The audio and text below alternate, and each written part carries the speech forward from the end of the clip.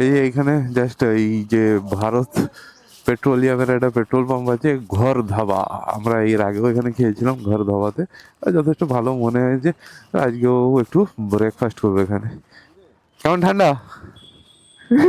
দারুণ ঠান্ডা, হেভি লাগলো। ভাগ্যিস রেনকোট গুলো পরা হয়েছে। একদম খুব খুব ঠান্ডা। চলো ব্রেকফাস্ট করে নিই।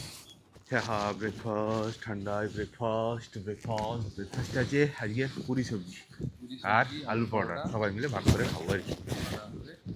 কিরকম ঠান্ডা বল, দারুণ ঠান্ডা লাগছে, মারাত্মক ঠান্ডা লাগছে। আর আমরা মোটামুটি 1-1.5 ঘন্টার মধ্যে প্রায় 60 কিলোমিটার রাইড করে ফেলেছি। না, পাক্কা 1 ঘন্টা। অত্যন্ত সুন্দর রাস্তা NH12। বেশ কিছু ভিডিও শর্টস আমরা করেছি, আমরা আস্তে আস্তে দেখতে পাবে পরে।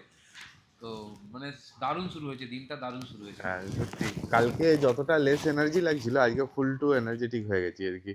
সেই নিয়ে চল খেতে খেতে কথা হোক, আড্ডা দিতে দিতে খাবো, আড্ডা দিতে দিতে যাবো। খাও না, সবাই মিলে খাবো। এইটা হচ্ছে ঘর ধাবা। এর আগেও এখানে আমি এসেছিলাম, খেয়েছি। এখানে হচ্ছে আটার লুচি, তাই তো? লুচিটা আটার লুচি। খুব খিদে পেয়েছে। হ্যাঁ, দারুণ খিদে পেয়েছে।